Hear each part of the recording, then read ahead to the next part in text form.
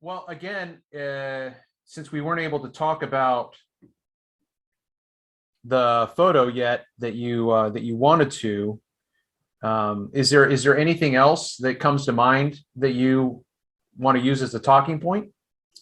No, there's still a lot I don't understand about mirages, and I don't understand this duck business very well. Although I have seen a couple of diagrams where they would show the light beam refracted up and then refracted down so that it follows a kind of sine wave along the duct, and it allows you to get an image over a much larger distance than you would otherwise. Okay, so let's see. If I've got a few different things to talk about, to bring up. One of the things that I would like to try and flesh out is,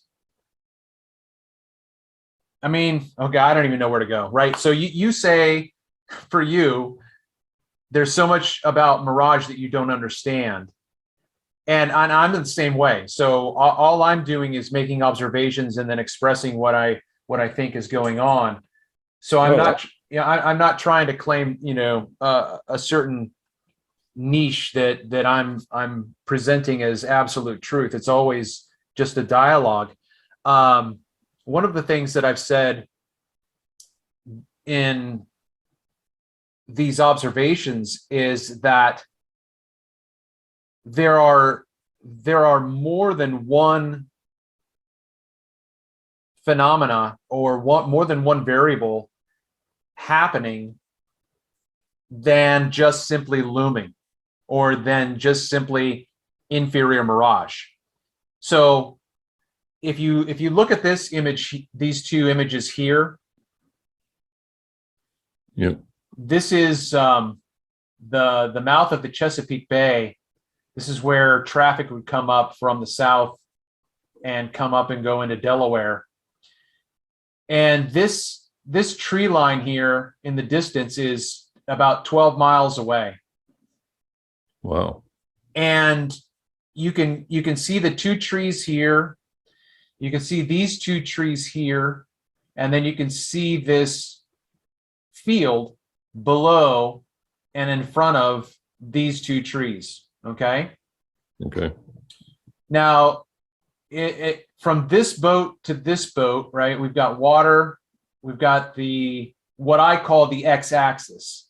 If we were to draw a grid, the y-axis would be lateral, the x-axis would be horizontal, and then the z would be vertical. Okay. Okay. All right. So this boat has a Z, it's vertical. This boat has a Z, it's vertical. This tree all the way down to wherever the shoreline is vertical. Now, what I think is novel about my interpretation is that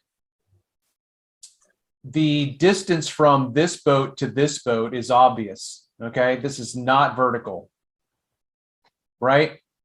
Mm-hmm. Even though in a two-dimensional image, we're moving up the image, we're not moving vertically, we're moving along a distance, right? Yep. Okay. Assuming the water's horizontal. Okay, that's fine. And so then once we get to the limit of the water, okay, and by that I mean here we've got water field. Okay, so there's a delineation right here. Okay. Okay. All right. So the water stops here. Now, the question that I would ask is, why does the water stop? Right. And the answer that Andrew Thomas Young gives us is that over the aquatic distance, when you have an inferior mirage, the mirage is creating the limit to the water. Okay, so he wrote a paper improving, I think something like improving the inferior mirage model. And early in his paragraphs, he says the inferior mirage at sea creates the horizon. Okay? Okay. So the reason why when we go up this to this part right here, the reason why we start seeing apparently land is because this part where my cursor is a mirage. Okay, so there is a mirage right here where the water stops. So if we just continue this all the way over, if you were to think that right here, just right here above the water is land, technically you would be incorrect because that's a mirage of the land above. So you have green, green, green all the way down, but somewhere up here is the vanishing line between the physical target and the mirage. Does that make sense? Yep. Okay. So now when we come over here to this boat,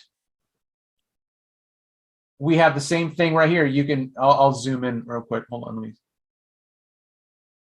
Can I do that? Okay, here we go. Okay. So just, okay. So right here, we've got the boat. Here's the physical target. And now what I typically describe as a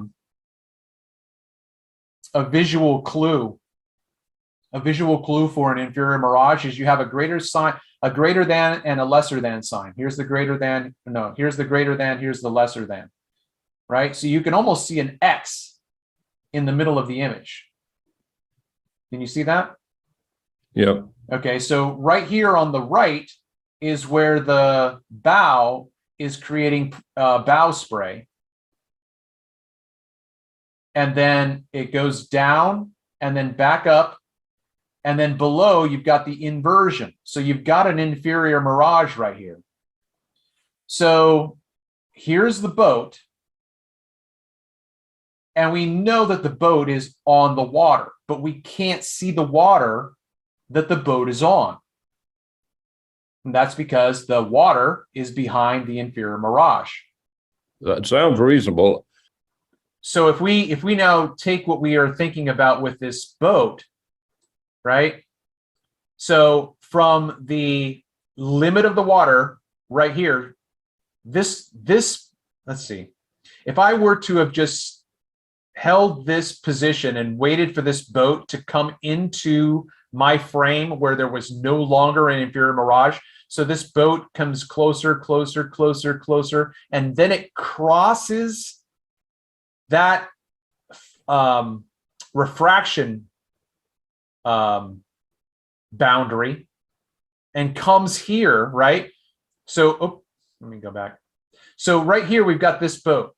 This boat has no inferior mirage. So now this boat is going to come closer, closer, closer. And once it crosses this boundary, this inferior mirage is going to disappear and be gone. And we're just going to see the boat on the water, prop spray, bow spray, everything. But and then we would understand that there's distance, distance, distance, and then there's the boat. Now, wherever this demarcation is, this boat is, let's say, 300 meters away from this physical position. So then from this apparent limit to the water to the boat is 300 meters of physical distance that's still along the x-axis. Okay. And now this boat is a particular distance away from this shoreline, but the shoreline is right here. The shoreline is right here in the middle of the inferior mirage. So let's say that this boat is 3 miles away. According to Google Earth, this cape right here is 6 miles away from me. So there's 3 miles of distance. So now we have to now take the boat along this axis all the way to the shoreline. And if we were to give this angle a particular value, then there would be 3 miles of aquatic distance that we can't see. Now, where the boat is here, how far away is this boat from this boat? I don't know. Let's give it a mile. So we've got 1 mile here, angle of incidence, boom. We've got 3 miles now. Now look at the apparent physical distance here to here. And now from here to here is a more acute angle, but an increase in distance. So just like we can see the distance of the water here, we know there's water, right? Boats don't exist in the air. They don't get suspended in the air. They're not aeroplanes. This boat is on the water. This boat is on the water. There is a physical distance here. This tree is on the land. That land touches the water somewhere right here. This angle from the shoreline to the boat is expressed in a very acute angle as opposed to this obtuse angle.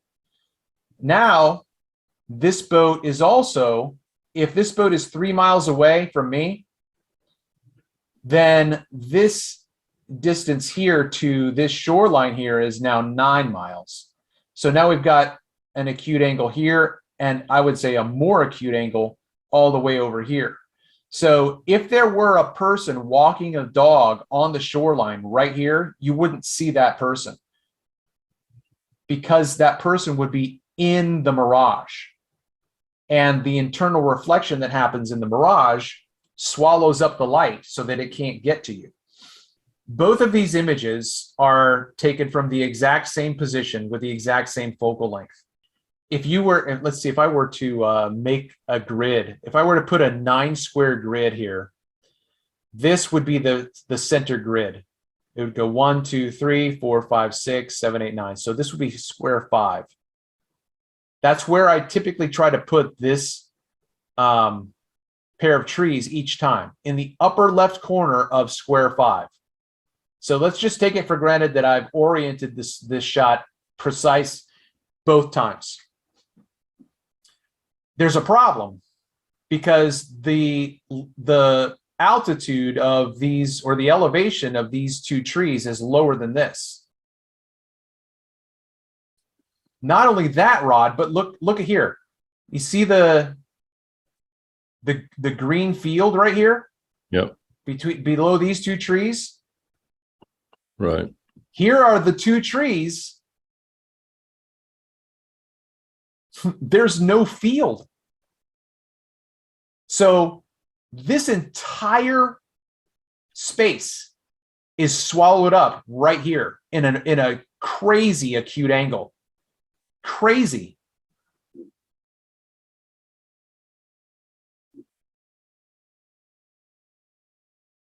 Because this image of this tree right here is not fully physical.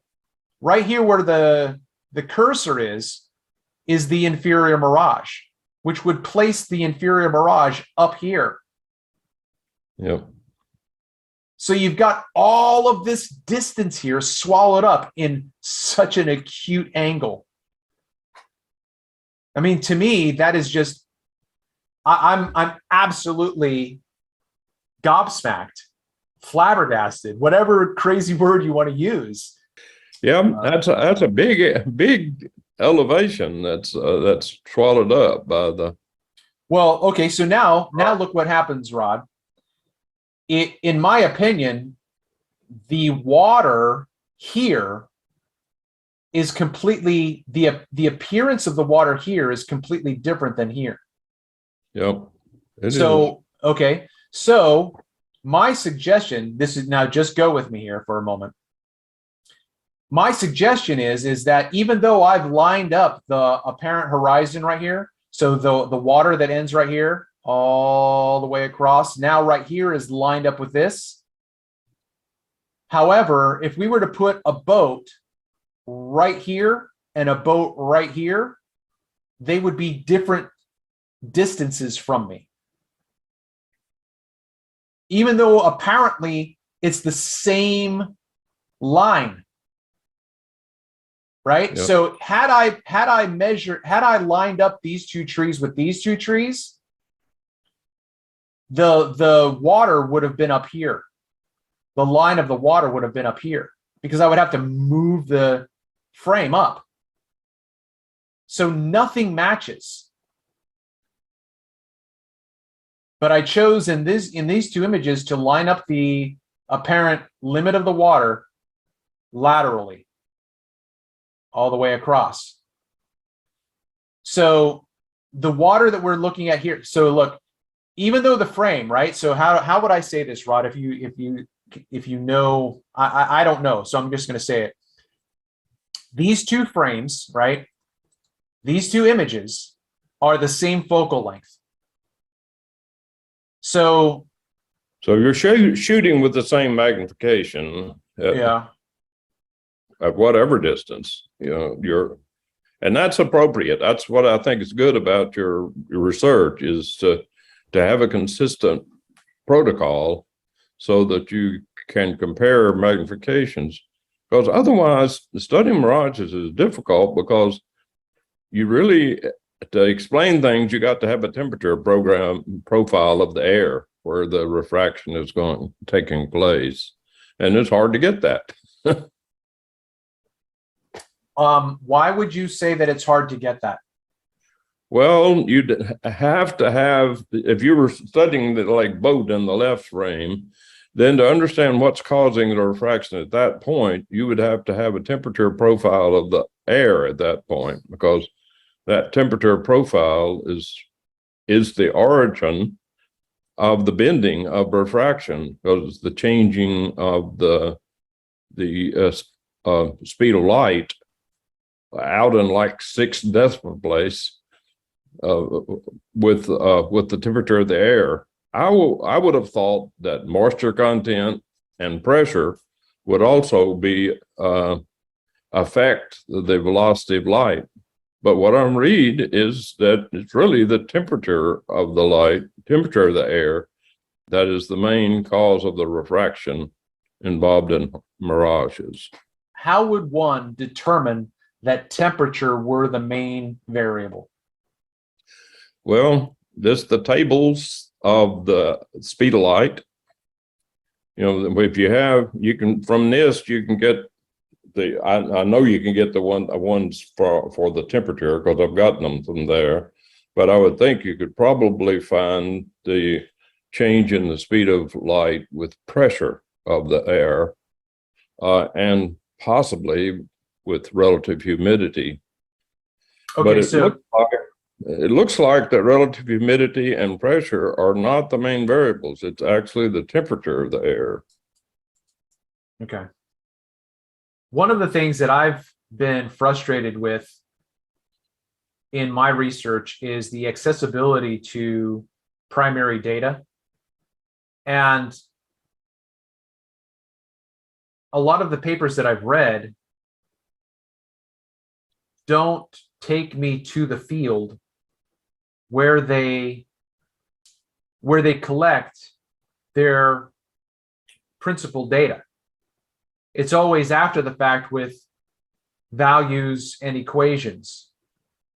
So, okay, let's go back to this. What we have here, if we have two images that are the same focal length, why is this landscape larger than this landscape? Yeah, so you're getting a magnification effect. So not only that, Rod, compared to the right, you got magnification on the left, or you can go the other way. But okay, so it's not just even magnification. I think that if we could overlay these two images and do a pixel count, perhaps we would almost see that these, because if you just look from this image here, these two trees, and go over here, they look to be about the same.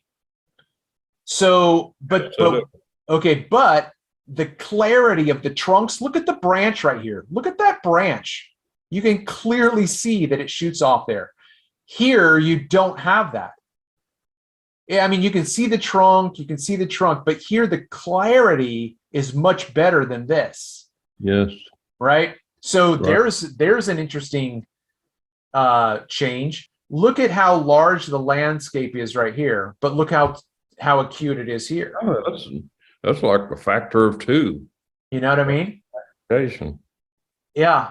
Anyway, so here, there's one thing. Here's something from this point, from this location of this boat. Let's give it 3 miles to this 12 mile. We've got 9 miles. So 9 miles from here to here. And then that 9 miles, if we could put the boat right here, the boat would be right here. Right? If I could put this boat right here.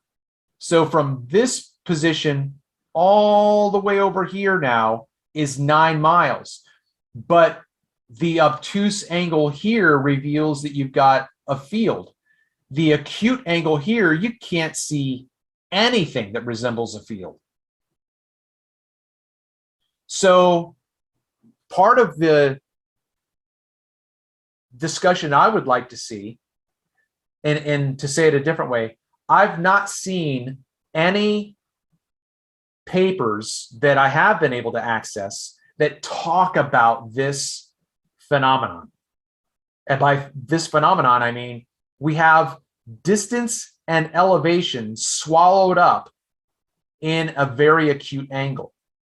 It's just, to me, that would be an absolute talking point, that you could lose elevation and distance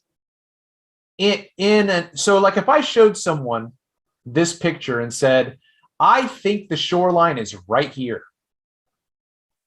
they would say, that's impossible. There's no way that much elevation could be missing. There's no way. Well, I can show you that it is possible. So when we then see images on the ocean of ships at a distance of 13 miles, and we can't see the hull, and I have someone saying to me, there's no way that much elevation can be swallowed up in that tiny of a space. To me, I say, well, that means that you don't have the observational hours and experience that I do. Because this image here is why I can say there is massive amounts of space, of distance and elevation missing right here. And to me, this shows that it's possible. So a factor of two magnification is pretty impressive, and I kind of keep getting back to some of the observations in the Arctic Ocean and stuff, because there's so many temperature changes up there that you get so many strange phenomena, like having a sailboat upside down appearing above the image of you're seeing of the sailboat. And I still have trouble. So the problem, but like Greenler's approach to that was to try to track the different rays from the different parts of that image to show a little bit about how they came about, how you got the inversion of the image and how you got it elevated above the upright image. So I have a real problem with the information that's presented on sources like Wikipedia and even Greenler, because isolating those descriptions to Arctic regions, in my opinion, is erroneous, because I have those same effects here in Chesapeake, on the Chesapeake Bay, and on the west coast of California. Yep. I don't need the Arctic. But when you go to Wikipedia and it says Fata Morgana, this, that, or the other Arctic regions, I have to laugh, because I have captured those same things in my region. So to me, those qualifications are superfluous and even erroneous and misleading at worst.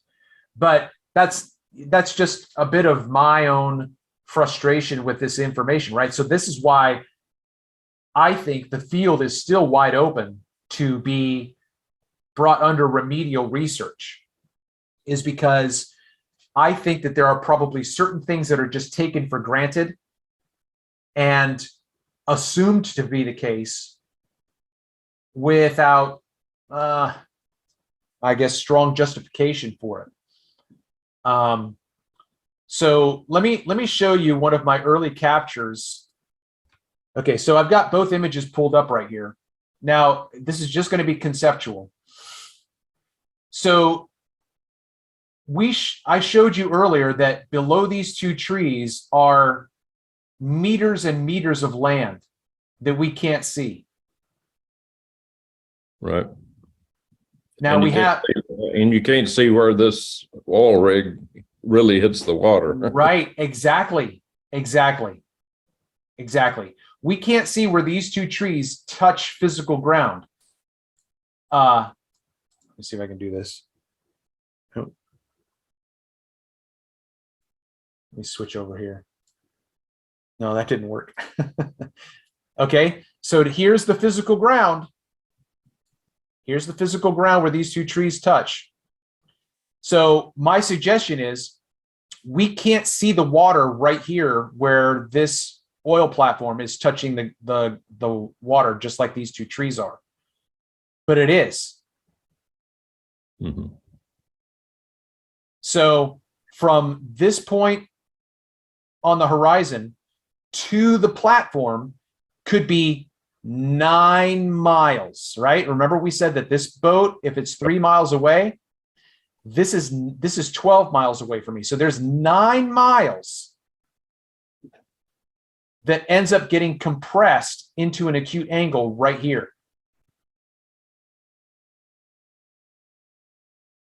Okay, so it's possible in my world of thinking through this that there is an inferior mirage. So this image right here is being refracted right here. You can see it disappear when the crests of the waves get high enough.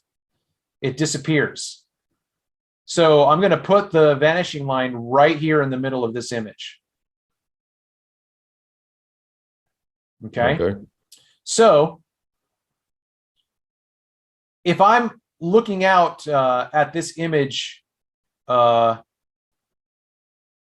and with my naked eye, I'm going to assume that the entire oil rig that I see is physical.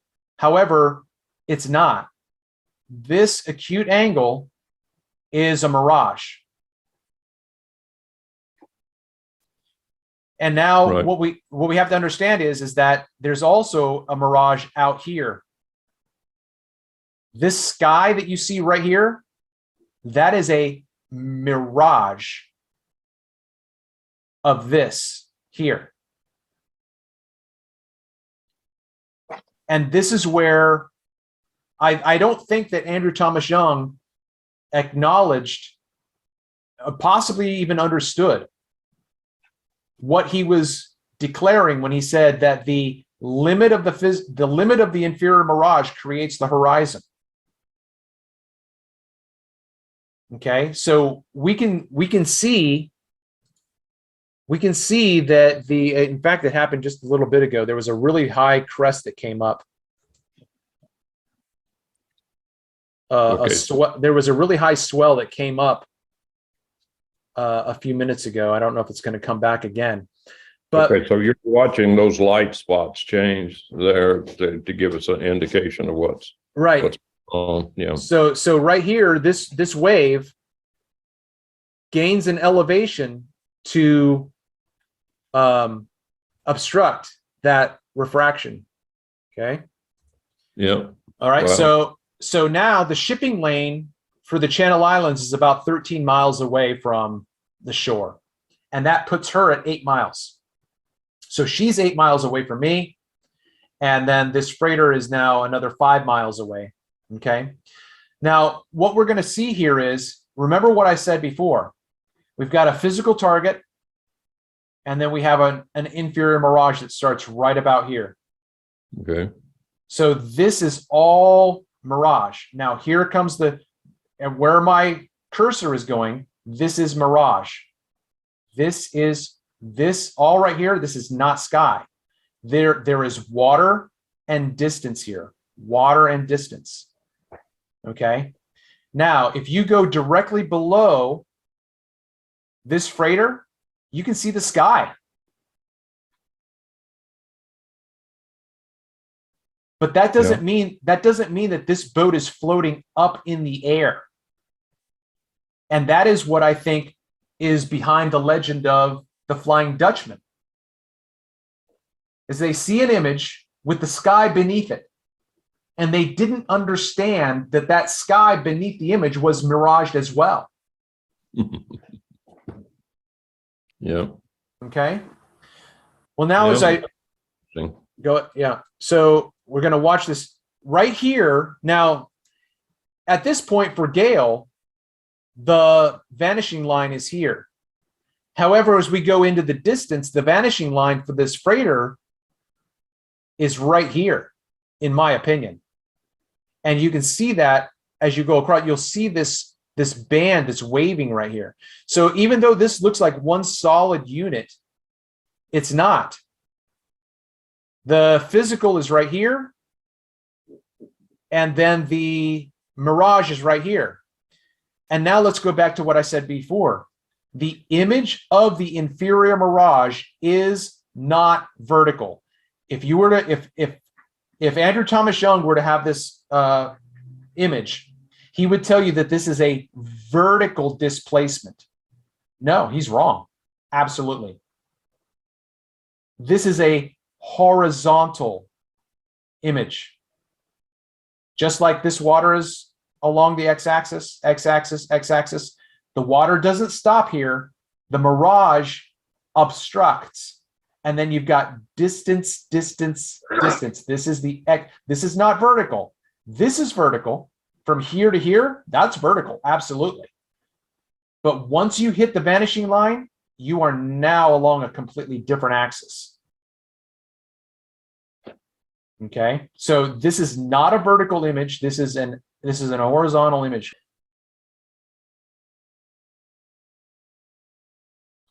And now you can even see more of the sky. And now here, you've got this part of, let me go back. Wow.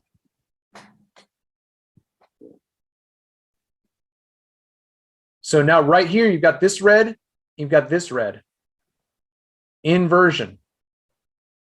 But this sky right here is this sky right here.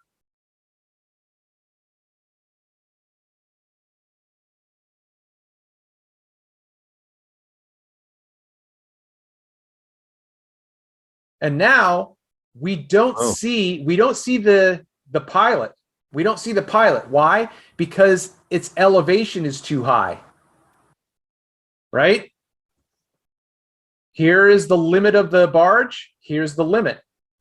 Here it's higher and here it's higher, but we don't see the sky here because of elevation. I mean, elevation is a factor, to be sure. This is vertical. This is not. Now, if we were to elevate ourselves, we would possibly be able to create an angle that would allow us to see the sky above this part. But based on where I'm at right now, this is all I'm given permission to see by Mother Nature. Okay, now here's something that you might be given misdirection to. All right, so think about this, Rod. Here is the bow of the freighter, right? Okay. Watch what happens when it comes over here. Watch this. This is going to blow you away. Over there. What's that? That's strange. Like a pointed bow. Yeah, you did see it then already, right? Yeah. Yeah. So you're just seeing part of the ship, and otherwise you're just seeing sky mirage, I suppose. I don't even know. Like, wow, that is really a weird image. So hold on, let me wait till it kind of gets into focus. Wow. Okay, so now if we go back to what we were saying before, that this right here is a mirage. That's the sky. Here's the sky. Here. Look. So look at, here's the red. Now let's go back. You can actually kind of see it a little bit right here. Okay, so whatever this space is right here, that's I don't know how many containers that would be, but here it's stretched, it's exaggerated, right? Okay. So when we get over here,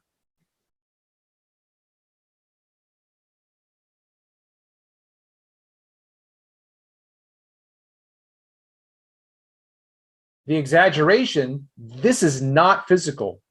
In my opinion, none of this is physical. So if this sky is a mirage of this sky, then what's this? I would say this is how much sky is being miraged.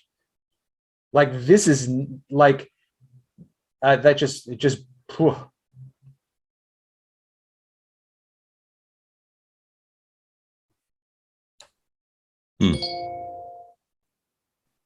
Now, if I had to go back, I would have kept following the freighter, but I went back over here to the platform for the entire time. So we've got this part right here, mirrored right here. We've got this part right here, mirrored right here. We cannot see the pilot because the acute angle, or the angle is giving us a limit to the mirage, but everything right here, okay, everything right here is not physical. This is all mirage. So where's this boat? Where is this ship? It's all right here. It's all right here. Yeah.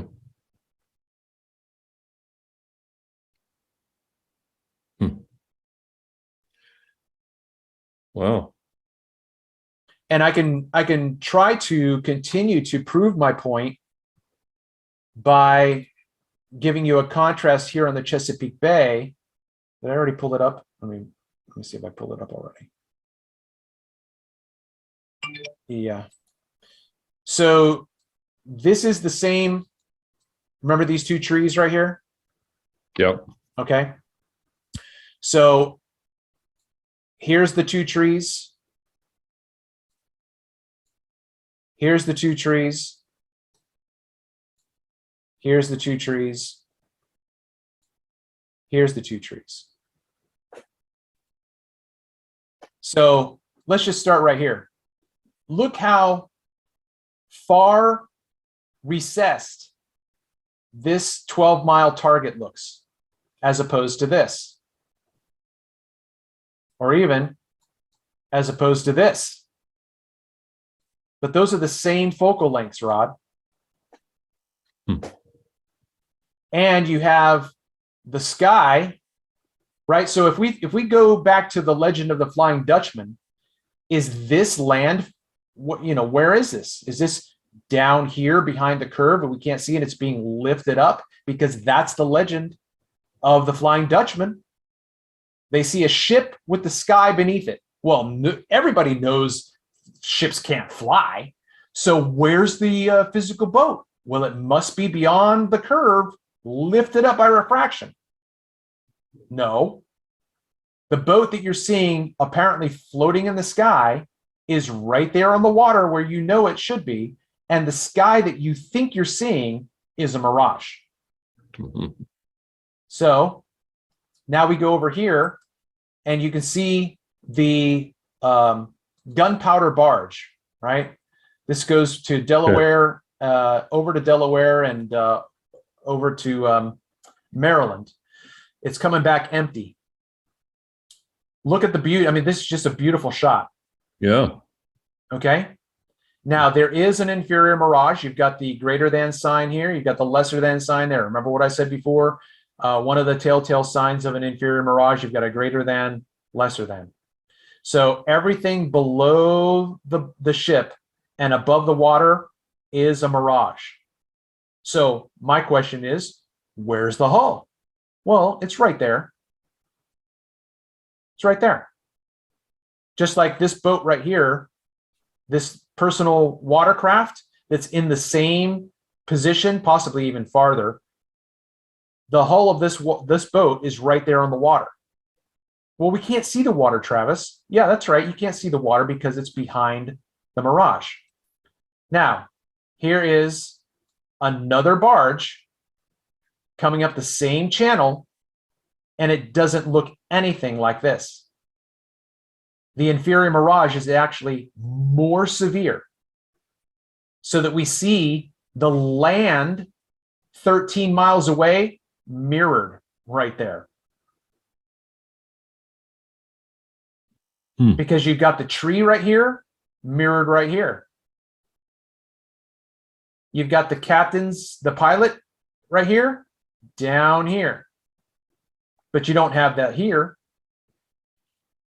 So, you know, my point here is that I think that I can make a case that this entire ship is all right here. Nothing's missing. We just can't see it because of the refraction index. Now, it's also not as clear as this one is. I mean, just look at the beauty of the clarity. Yep. Right? Right. But this is in the same position. Look, there's the tree, there's the tree. This boat's basically in the same position, because here in the Chesapeake Bay, they've got channels. If you don't follow those channels, you're going to run aground.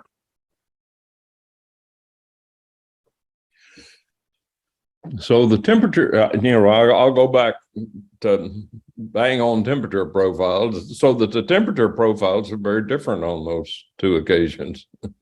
Well, I would imagine that there are other variables too, but absolutely, sure. Yeah, I would have thought so. I mean, I was just thinking that, well, you got temperature and you got pressure and you got relative humidity, but most everything I see is suggesting that they basically neglect the pressure and relative humidity and talk only about the temperature profile. Yeah, I mean, so part of what I would think is important for scientific research is what would be the profile on this day as opposed to this day. So because, yeah, I don't know. So, yeah, how much different is the? Here's some off the wall stuff. That, the way it would really be neat to just have a measurement of the temperature profile, but it's just too much money to for an individual to investigate. So I don't know how you get support, but the idea of having something on a vertical shaft with a series of thermistor temperature probes and a way to record those. So that you could actually have it on the craft, have a 20-foot pole with a whole series of thermistors and get the barge to carry it through there, so that you'd have a temperature profile. Yeah, I think that it would be possible too that if you wouldn't need the barge, you could, because you've got like this personal craft right here. You've got sailboats and motorboats that come through all the time. So it wouldn't be difficult to have someone, like if I could put a thermistor out here. Yeah. Yeah. It's just a matter.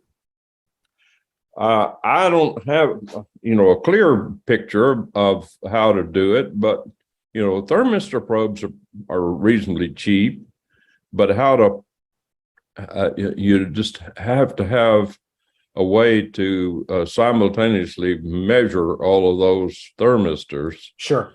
To see what the temperature was like over that height. It's almost like, I don't have any practical ways to implement it.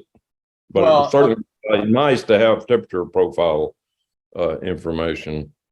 yeah, I mean, to me, it would be a matter of knowing the right people or being in the right place at the right time. So imagine I jump on an elevator with someone in this field and I have a 60-second, I've got the elevator pitch. I've got to tell him, look, what can I say to you that would tell you that the research in Mirage has to be opened up again? Because the things that I've come across, Rod, I don't see in the papers. I don't see people talking about the things that you and I are talking about right now. And so, if I had the ability to know which CEO was going to be in the elevator so that I could jump in that elevator and say, look, I've got 60 seconds. This is going to be a monumental scientific breakthrough that has to be funded. And I would say, cut out your research on the mating patterns of worms and redirect those funds to this field. Give me a year. Give me a year. And I'll produce enough data for you to understand that everything that has been written about Mirage needs to be modified. I mean, that's the one thing that I keep coming back to as I look. The stuff that I see in Andrew Thomas Young, he doesn't address questions that I have. And the sources that he presents doesn't address questions I have. I don't see anybody asking these questions. And so to me, that shows me that the information that they have been given has set up certain biases that are unintended, but because they think that the data says this, they don't take this into consideration. So again, when I first read that Andrew Thomas Young affirmed what I concluded on my own research, that the inferior mirage creates the apparent horizon. Now, he says that, but he doesn't follow it through. And that is that there is physical distance and elevation behind the mirage that no one is taking into account. No one's asking that question. And I think that it has to be the Flying Dutchman fallacy. When someone sees a Flying Dutchman, they are assuming that the sky beneath the Flying Dutchman is sky. If they assume that, they are absolutely 100% incorrect. But if they don't know they're incorrect, then they're just going to assume it, and then they're going to draw conclusions and write equations upon a false assumption.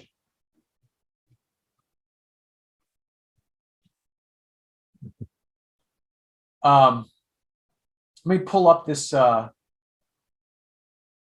this image here. Okay, so are you still there? Yep. Okay. So this image here, let me try to find a good spot. Okay. So now, just like we had the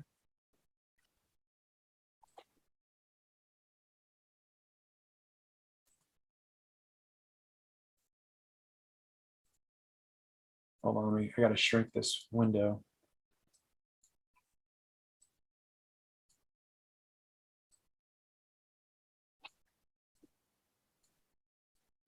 All right.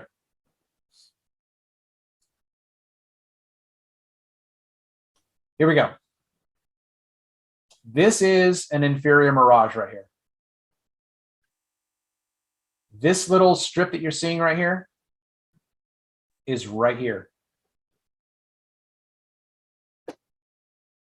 So if I'm correct, if this is an inferior mirage, this is not the horizon. The horizon is up here. So just like this freighter right here, this is an inferior mirage. This is not physical sky. This is not physical sky. This is not physical. Now, it's obstructing physical, right? If I were to lower, like Greenler would say, if I were to stoop down, this would disappear. And then this would become a united image. Yeah, that's one of the interesting things is you can have situations where you can stand up and see an image and stoop down and see a very different image because you're getting a different viewpoint in the curved pattern of the air, of the light that's traveling through the air. Okay. So all of this right here below, all of this little band right here is up here. Okay.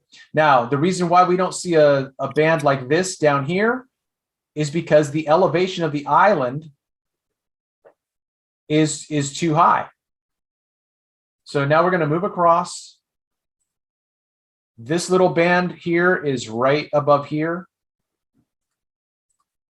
Okay, here we go. You can see this image right here, boom, boom. That's right here, just distorted by the refraction. Wow. Okay. That's interesting. Now we don't have that black line, right? So look here. There's a black line. Oh, look right here. Watch this bird. It might not be too great for. Okay, so look here. Here's a seagull right here. And here is another seabird right here. Now watch as I'm just going to go frame by frame.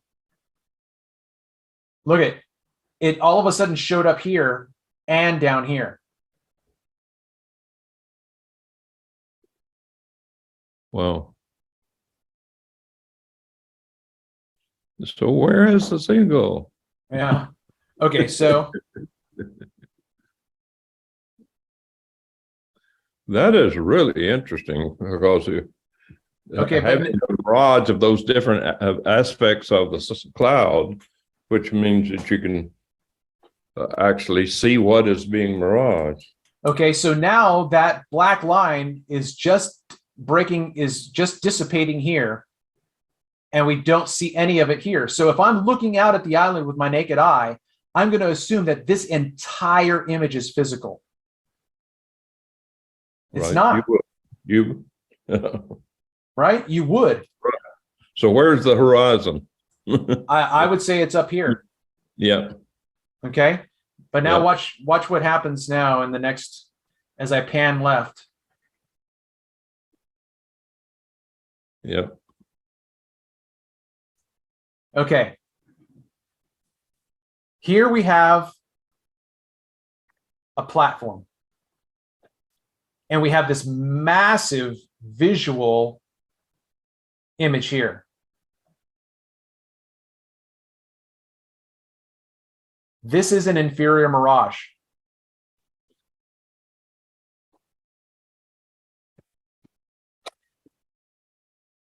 Okay.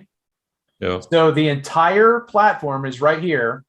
The horizon is all right here. This is the horizon. This is not. Okay. Okay. So now I'm going to keep going.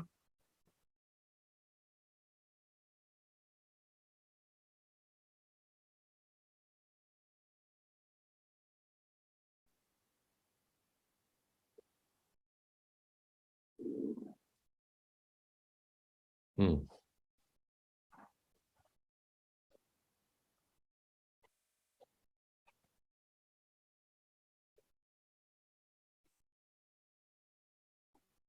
Now I'm going to stop right here.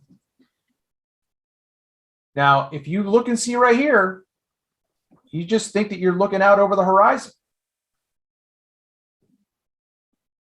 My suggestion is the mirage is breaking up right here and showing us what's actually there.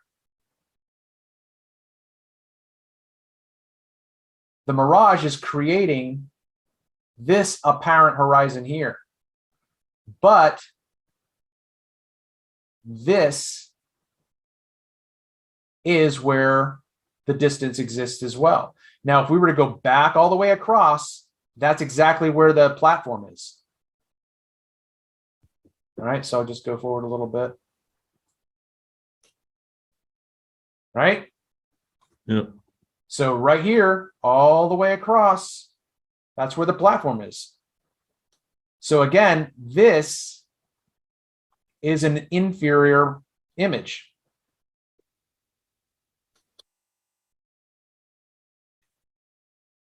Now look right here. Oh, let's see. Watch. I'm gonna move in a minute, but watch right here. This right here, it's like both the top and the bottom are reaching towards each other. They're starting to the mirage is starting to break up right there. Watch this.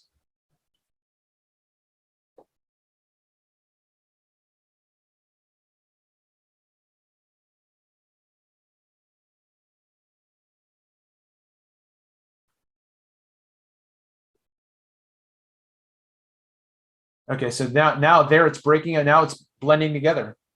So this sky right here is the mirage and it's breaking up.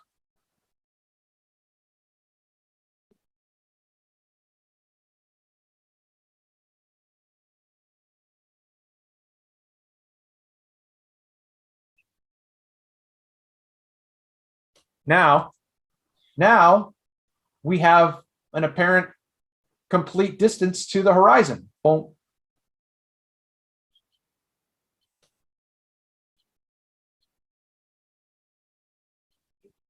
But earlier, when there was a mirage, the horizon was much lower.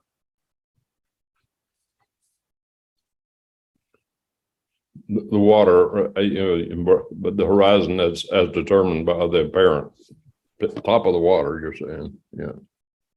Yeah. Yeah. So now, oops, I'll go back. Now, as I pan to the left,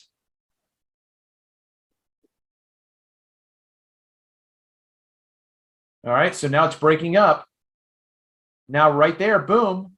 If I were to show you this image right here, you would think that this is where the water ends, but it doesn't. It's up here. But this is a mirage that you don't know is there. There, see, there it's peeking through.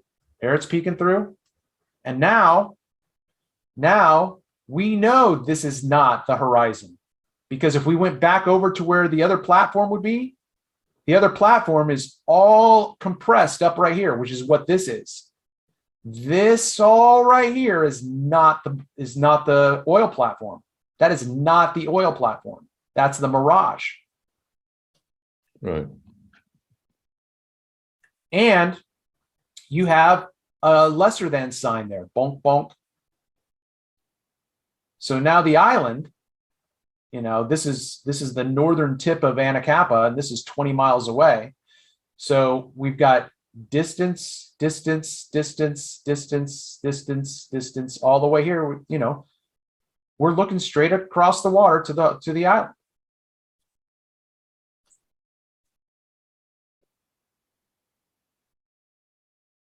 I'm going to go back to this now. Now there's no inferior mirage.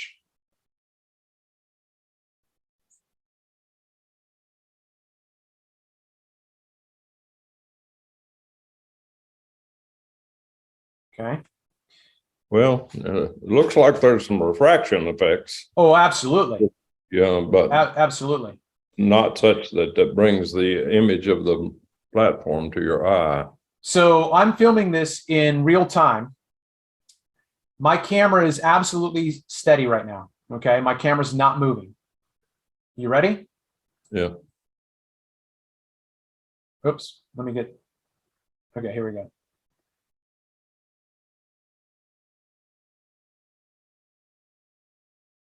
My camera's not moving, Rod. But the apparent position of the platform is. Yeah. right? So I'm watching this in real time. I'm not, it's so slow that this is dropping.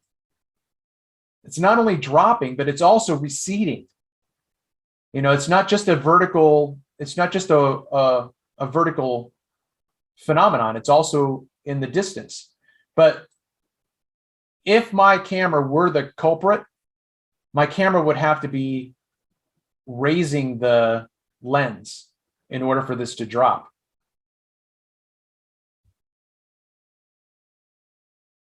You know, and if you know anything about the P900, is it's got a very heavy lens and it's fully extended. This is the full extent of the lens. And so it would be top heavy, it would drop down. And if it dropped down, then the image would be raising up. So my camera is absolutely still right now. The only thing that's changing is the condition of the medium. But now we're seeing the sky beneath the platform right here. Now, in my opinion, that's not the sky up here being mirage. This is actually the distant sky. We're looking through the legs of the platform through this compression. And I can show you in my, as you can see it grow a little bit right there. I'll show you the last. Now it comes back up. Look, now the mirage is coming back.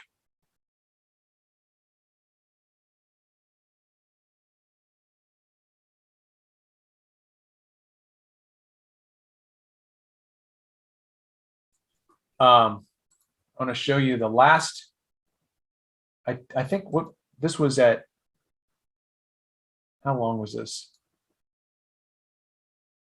12:50. This is over about an hour. So this was the last image. This is the same day. Now look at the image of the platform. Wow. Let me pull this up as a contrast.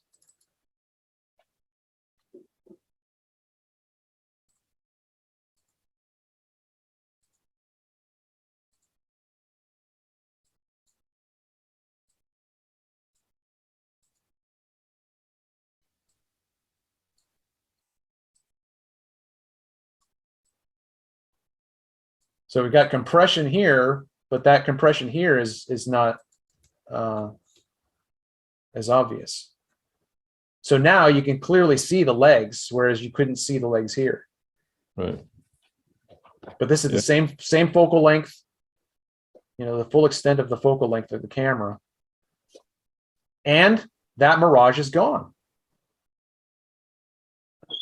You know, so we're just looking over distances. So there's all of these observations that I've made that I've been having to think through over the years that have led to why I'm saying what I'm saying about that particular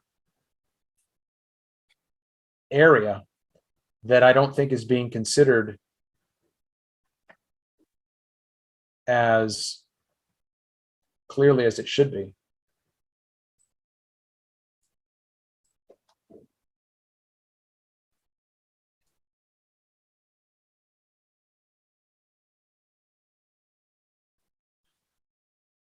So I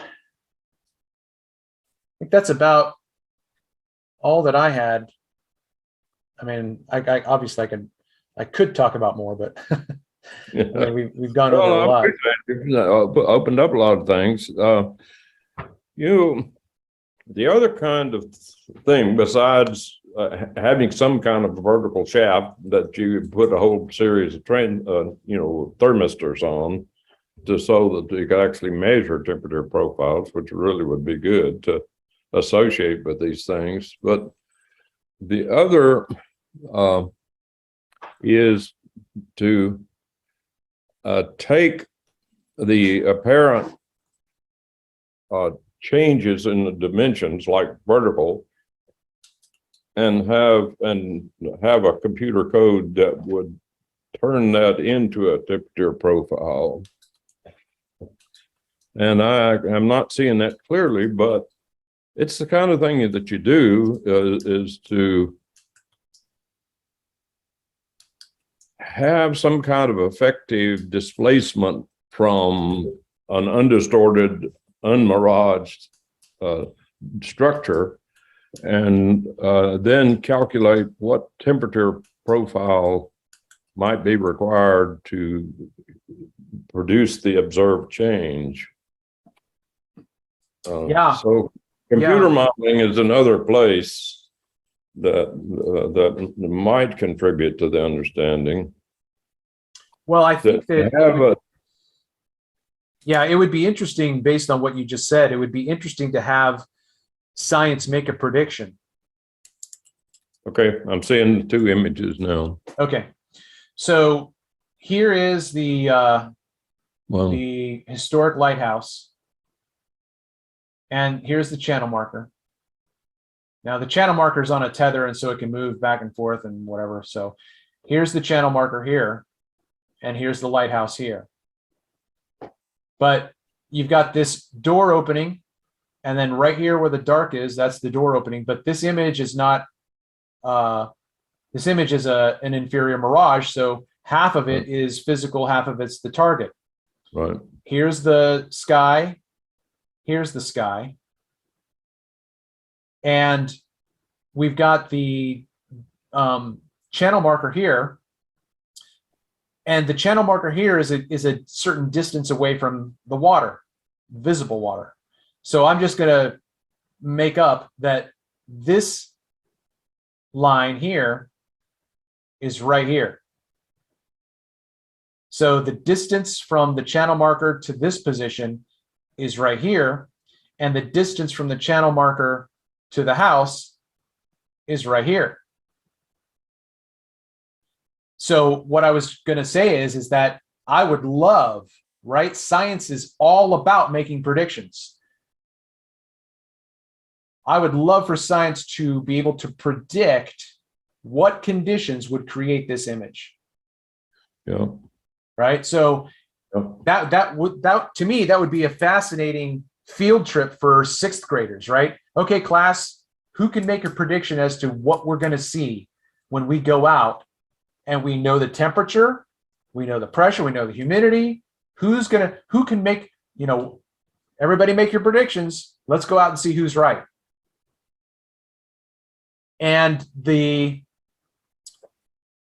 fascinating thing that I feel like is another point to discuss is that one of the critiques that I have of Andrew Thomas Young is that when he shows his models for the inferior mirage, let me go back to a better.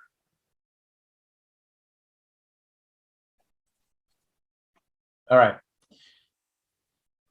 When Andrew Thomas Young goes through his inferior mirage development, so here in the ray tracing diagram, there's no mirage, okay? And he has the target with no obstruction. Now, he then, when he goes into bringing the mirage into place. So here's no mirage, and this is the progression. No mirage, slight mirage, more mirage, strongest mirage.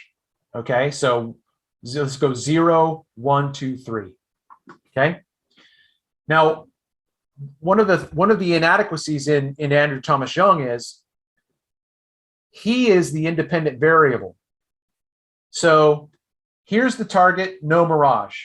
Well, Andrew Thomas Young, how do you get this ray tracing diagram? He says, I have to move away 1 kilometer. So he is the independent variable. He moves away 1 kilometer here, 2 kilometers here, 3 kilometers here. Now, the opposite is true as well. The condition of the medium can create the very same effect. He doesn't ever address that. What do you mean, condition of the medium? Well, this image of the house is taken from 5.87 miles away at an elevation of 60 inches.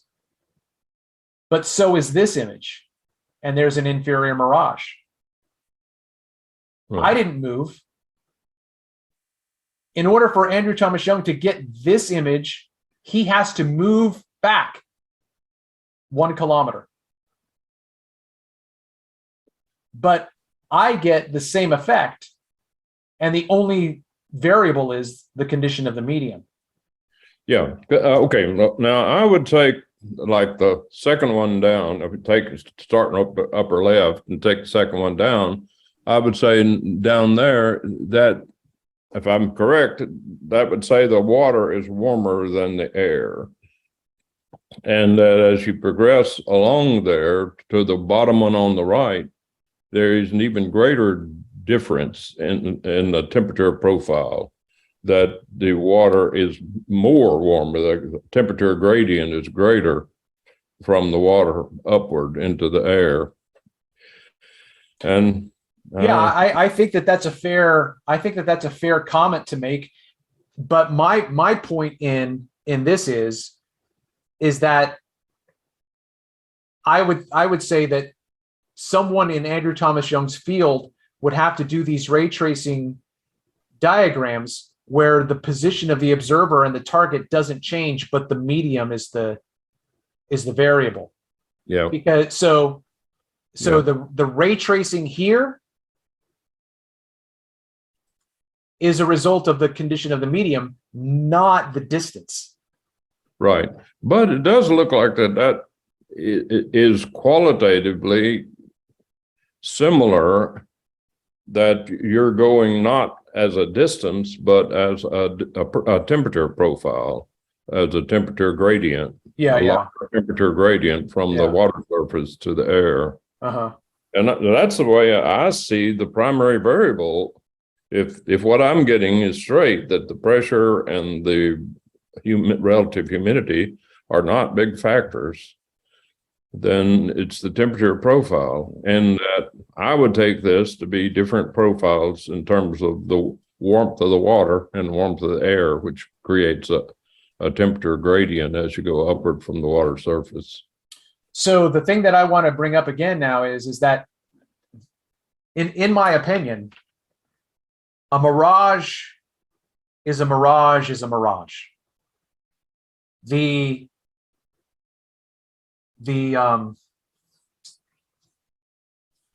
quantification of not necessarily the temperature profile and the gradient, but the image that we see has to be, I guess, equivocated whenever we see a mirage. So think back to what we were looking at before. Imagine that instead of this house, I have a container ship. So this red line shows us where the position is of the house on the ground. Okay. So in this image here, these dashed lines is the water that Andrew Thomas Young created. I've overlaid my image on top of his, but I'm trying to create. So right here, he has the horizon. Here's the horizon up here. So I've leveled this here. So this yellow triangle is exhibiting the distance to the house. So when we move down here, here's the position of the house on the ground, but we can't see the ground. But that's where the house is. But the limit of the water is down here. So now we have the distance to the limit of the water, and then we have the distance that is obstructed by the mirage. Up here, there's no obstruction. Water, water, water, shoreline, house. Water, water, water, water. Can't see the water, can't see the shoreline. So then we have the same thing here. You've got water, water, water. The apparent limit to the water, that's what this little blue line is. This is where the water stops. But this red line, this is where the house is physically on the ground that we can't see. And then now on this one, we have an even more exaggeration of on this one, we can see the stairwell, but we can't see the top of the house. And here on this one, we can actually see the top of the house, as well as the tree line behind it. It's all because the severity of the Mirage is able to present the entire house inverted. Whereas in this one, it's a more acute. This one, it's more obtuse. But we still have the same distance every single time. Right. And that to me That's is good work. I'll have to say that's good work, and you're good and good research. It's just how you quantify it and how you share it is the thing. So being able to transfer from the distortion of the geometry to a temperature profile is one of the things you would try to do mathematically by develop a computer routine that would make that transfer. And I'm not fully seeing through it, but I've seen lots of things like that done. I just don't know. So you would have to be plotting. You're plotting a temperature profile, but that temperature that temperature profile extends over the water to yourself, and so it is the final position and angle of the light rays that enters your camera that is the result of the temperature profile. Yeah, I'm just not getting a clear way to do it. well, I think the clear way to do it is to get out on the field and if you could measure it, that would be great, but I'm just not sure that's practical. But a pole with a whole bunch of thermistors on it, so that you could record the temperature data certainly would be interesting data. Yeah. As I look through this, again, I went the opposite way. So it goes from left to right. So it's no mirage, slight mirage, more. So instead of going top down over, it goes top across down, just to be clear, because I saw. Yeah, I was seeing the curvature. Yeah. Yeah. Well, yeah, I'm just saying there's 2 kilometers, 3 kilometers, 4 kilometers, but yeah. That's just saying you've got a certain amount of curvature, and if you let that curvature travel over a larger distance, you get more displacement, of the angle. Well, but the thing that throws that into question is that if you don't change your distance to the target, but the target's apparent displacement and mirage changes, it's the medium that produces the same effect. Exactly. You're dealing with a different temperature gradient, temperature profile. Yeah. Well, I'll continue to look at that when I get time to do that. I'm scratching on all kinds of directions. Oh, but sure. The idea of to confirm that a judgment that you don't have to deal with the pressure and the moisture content, which surprises me. I really would have expected I would them to affect it, but it looks like it's that you can almost just focus on the temperature gradient. Yeah, I would. That would just simply be a question mark in the research. I would have to say, okay, we need to make sure that we're looking at that. We have to eliminate all of the other variables. So, like, if you go out on a particular day, your water temperature, your air temperature, your humidity. Just hang on a minute. I've got a phone call coming in. Let me Okay. Yeah. Anything that comes to your mind as the days go by, feel free to drop a line, and I would love to continue this discussion and continue if you think of anything in your research that might be a public access or whatever, feel free to shoot me a link or something that I can look it up. But a lot of the stuff that I've tried to access is very often, unfortunately, behind a paywall. Yeah. I've got a friend who lives in Maryland. Actually, well, he lives down by DC. His whole career was with NIST.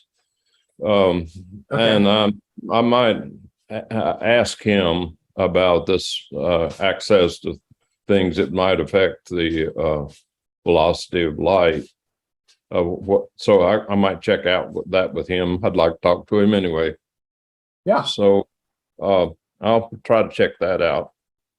Anything I find out, I'll send to you. Great, Rod. Thanks so much for giving me some of your time today, and good talking to you. Well, I appreciate your work, and I think that is a good.